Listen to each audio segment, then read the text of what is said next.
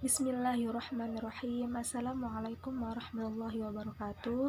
Saya Diana Kusnia. Di sini saya akan menerjemahkan video berbahasa Arab tentang fadilah puasa Ramadan. ما هو فضل صيام الشهر العظيم شهر رمضان؟ لماذا خصه الله سبحانه وتعالى بجبال حسنات لا نهاية لها كما قيل في السنة النبوية العطرة؟ ما هو الدليل على فضائل الصيام في ذلك الشهر الجليل من القرآن والسنة النبوية الشريفة؟ تابعوا معنا هذا الموضوع المثير راجين من الله عز وجل أن تحوز هذه الحلقة على إعجابكم.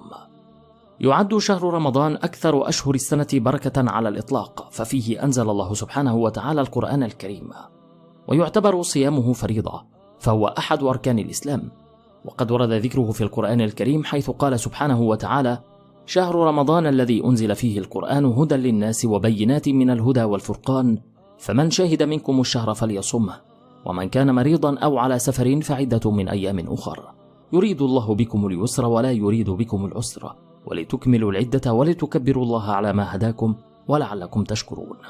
ولقد ورد في فضل صوم شهر رمضان وصيامه وثوابه الكثير من الأحاديث النبوية، ذلك ما ورد في بيان حصول الفرح والسعادة للإنسان في الدنيا والآخرة، حيث قال عليه الصلاة والسلام: للصائم فرحتان، فرحة عند فطره وفرحة عند لقاء ربه. وعن أبي هريرة رضي الله عنه أن رسول الله صلى الله عليه وسلم قال: من صام رمضان إيمانا واحتسابا غفر له ما تقدم من ذنبه. والصوم يبعد عن النار كل يوم بمقدار 70 سنة. قال صلى الله عليه وسلم: من صام يوما في سبيل الله باعد الله وجهه عن النار 70 خريفا. قد ورد أيضا أن الصيام يشفع لصاحبه يوم القيامة، فقد روى الإمام أحمد عن عبد الله بن عمرو بن العاص رضي الله عنه أن النبي صلى الله عليه وسلم قال: الصيام والقرآن يشفعان للعبد يوم القيامة. يقول الصيام: أي رب منعته الطعام والشهوات بالنهار فشفعني فيه، ويقول القرآن: منعته النوم بالليل فشفعني فيه. قال: فيشفعان. وثواب الصيام مطلق غير مقيد، إذ يعطى الصائم أجره بغير حساب. ففي الصحيحين عن أبي هريرة رضي الله عنه قال: قال رسول الله صلى الله عليه وسلم: قال تعالى: كل عمل ابن آدم له إلا الصيام فإنه لي وأنا أجزي به. وفي رواية عند مسلم: كل عمل ابن آدم يضاعف، الحسنة ب10 أمثالها إلى 700 ضعف. قال الله: إلا الصوم فإنه لي وأنا أجزي به، يدع شهوته وطعامه من أجله. Apa keutamaan puasa pada bulan Ramadan? Kenapa Allah mengkhususkan pada bulan Ramadan kebaikan-kebaikan yang dikatakan dalam sunnah Nabi? Apa keutamaan puasa pada bulan Ramadan? Kenapa Allah mengkhususkan pada bulan Ramadan di dalamnya kebaikan-kebaikan yang dikatakan dalam sunnah Nabi? Dan apa bukti keutamaan puasa dalam Al-Quran dan sunnah Nabi?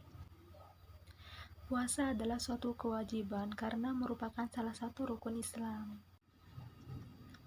Keutamaan puasa Ramadan banyak terdapat dalam hadis Nabi, yaitu orang yang berpuasa memiliki 2 kegembiraan, kegembiraan saat berbuka puasa dan kegembiraan saat bertemu dengan Tuhannya. Dari Abu Hurairah radhiyallahu anhu bahwa Nabi Shallallahu alaihi wasallam bersabda, barang siapa berpuasa Ramadan atas dasar iman dan mengharapkan pahala dari Allah, maka dosanya yang telah lalu akan diampuni. Puasa menjauhkan dari api neraka. Rasulullah bersabda, barang siapa melakukan puasa 1 hari di jalan Allah dalam melakukan ketaatan pada Allah, maka Allah akan menjauhkannya dari neraka sejauh perjalanan 70 tahun. Puasa memberikan syafaat pada hari kiamat. Rasulullah Shallallahu alaihi wasallam bersabda, puasa dan Al-Quran akan memberikan syafaat pada hari kiamat. Puasa mengatakan, wahai Rabbku, aku menghalanginya dari makan dan syahwat pada siang hari, maka berilah ia syafaat karenaku. Al-Quran pun berkata, aku menghalanginya dari tidur pada malam hari, maka berilah ia syafaat karenanya. Rasulullah mengatakan, maka keduanya akan memberikan syafaat. Pahala orang yang berpuasa tidak terbatas. Rasulullah berkata, semua amalan Bani Adam adalah untuknya kecuali puasa, karena puasa itu untukku dan aku yang akan membalasnya. Dalam riwayat Muslim, semua amalan Bani Adam akan dilipat gandakan. Satu kebaikan akan dibalas 10 kali lipat hingga 700 kali lipat. Allah berfirman, kecuali puasa, sesungguhnya puasa itu untukku dan aku yang akan membalasnya. Ia meninggalkan syahwat dan makannya karena aku, maka aku yang akan membalasnya. والصوم يشرف الإنسان في الآخرة بدخول الجنة من باب يسمى باب الريان، وهو باب خاص بالصائمين. قال صلى الله عليه وسلم: إن في الجنة باب يقال له الريان، يدخل منه الصائمون يوم القيامة، لا يدخل معهم أحد غيرهم. قالوا: أين الصائمون؟ فيدخلون منه، فإذا دخل آخرهم أغلق فلم يدخل منه أحد. والصوم يرضي الله تعالى عن الصائم وعن رائحة فمه رغم كراهة الناس لها. قال صلى الله عليه وسلم: والذي نفسي بيده لخلوف فم الصائم أطيب عند الله تعالى من ريح المسك.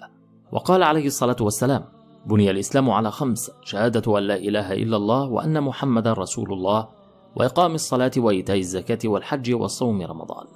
والصوم له ثواب وميزة على سائر الأعمال. قال صلى الله عليه وسلم: كل عمل ابن آدم يضاعف، الحسنة ب10 أمثالها إلى 700 ضعف، إلا الصيام فإنه لي وأنا أجزي به، يدع شهوته وطعامه من أجلي. وروى جابر رضي الله عنه أن النبي صلى الله عليه وسلم قال: الصوم جنة يستجن بها العبد من النار. وقد روى النسائي عن أبي أمامة رضي الله عنه أنه قال: يا رسول الله، مرني بأمر ينفعني الله به. قال: عليك بالصيام فإنه لا مثل له. وفي الحديث المتفق عليه عن سهل بن سعد رضي الله عنه أن النبي صلى الله عليه وسلم قال: إن في الجنة باب يقال له الريان، يدخل منه الصائمون يوم القيامة لا يدخل منه أحد غيرهم. يقال: أين الصائمون؟ فيقومون: لا يدخل منه أحد غيرهم، فإذا دخلوا أغلق فلم يدخل منه أحد. وقد جاء في المتفق عليه من حديث أبي هريرة رضي الله عنه قوله عليه الصلاة والسلام: الصيام جنة، فإذا كان صوم أحدكم فلا يرفث ولا يصخب ولا يجهل.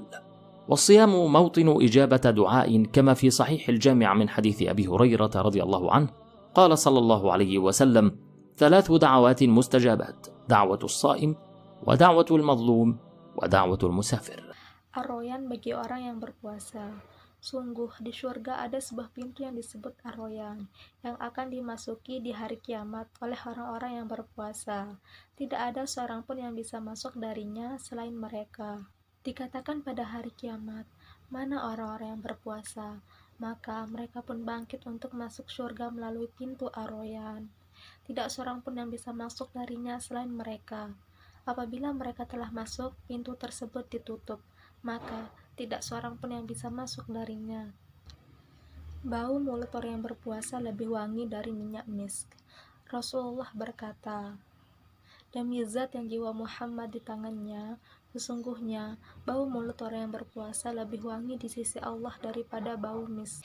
Islam dibangun di atas 5 perkara. Pertama, syahadat atau persaksian bahwa tidak ada ilah atau sembahan yang berhak diibadahi dengan benar kecuali hanya Allah, dan Muhammad adalah utusan Allah. Mendirikan sholat, membayar zakat, berhaji ke Baitullah, dan berpuasa pada bulan Ramadan. Dari Jabir radhiyallahu anhu, Rasulullah bersabda, puasa adalah perisai yang dapat melindungi seorang hamba dari siksa neraka. Dari Abu Hurairah, Rasulullah bersabda, puasa adalah perisai. Jika salah seorang dari kalian sedang berpuasa, janganlah berkata kotor atau keji dan berteriak-teriak. Rasulullah bersabda, ada 3 doa yang pasti diterima, yaitu doa orang yang berpuasa, doa orang yang teraniaya, dan doa orang yang musafir. هب لي حكما وألحقني بالصالحين واجعل لي لسان صدق في الآخرين واجعلني من ورثة جنة النعيم ولا تخزني يوم يبعثون يوم لا ينفع مال ولا بنون إلا من أتى الله بقلب سليم رب نجني وأهلي مما يعملون رب أوزعني أن أشكر نعمتك التي أنعمت علي وعلى والدي وأن أعمل صالحا ترضاه وأدخلني برحمتك في عبادك الصالحين رب إني ظلمت نفسي فاغفر لي رب انصرني على القوم المفسدين. ربنا وسعت كل شيء رحمة وعلما، فاغفر للذين تابوا واتبعوا سبيلك وقهم عذاب الجحيم. ربنا وأدخلهم جنات عدن التي وعدتهم، ومن صلح من آبائهم وأزواجهم وذرياتهم، إنك أنت العزيز الحكيم. وقهم السيئات، ومن تق السيئات يومئذ فقد رحمته، وذلك هو الفوز العظيم. ربنا اكشف عنا العذاب إنا مؤمنون. رب أوزعني أن أشكر نعمتك التي أنعمت علي وعلى والدي، وأن أعمل صالحا ترضاه، وأصلح لي في ذريتي، إني تبت إليك وإني من المسلمين. ربنا اغفر لنا ولإخواننا الذين سبقونا بالإيمان، ولا تجعل في قلوبنا غلا للذين آمنوا، ربنا إنك رؤوف رحيم. ربنا عليك توكلنا، وإليك أنبنا، وإليك المصير. يا من ليس له رب يدعى، ويا من ليس فوقه خالق يخشى، ويا من ليس له وزير يؤتى ولا حاجب يرشى، يا من لا يزداد على كثرة السؤال إلا تكرما، وعلى كثرة الحوائج إلا تفضلا. اللهم اقسم لنا من خشيتك ما يحول بيننا وبين معاصيك، ومن طاعتك ما تبلغنا به جنتك، ومن اليقين ما يهون علينا مصائب الدنيا، ومتعنا بأسماعنا وأبصارنا وقواتنا ما أحييتنا، واجعله الوارث منا، واجعل ثأرنا على من ظلمنا، وانصرنا على من عادانا، ولا تجعل مصيبتنا في ديننا، ولا تجعل الدنيا أكبر همنا ولا مبلغ علمنا، ولا تسلط علينا من لا يخافك فينا ولا يرحمنا. اللهم تقبل منا الصيام والقيام. اللهم اجمع شمل المسلمين ووحد كلمتهم. اللهم وحد راية الإسلام ورد كيد الكافرين. اللهم كن عونا لكل من قال لا إله إلا الله. اللهم آمين. Sekian dari saya. Wassalamualaikum warahmatullahi wabarakatuh.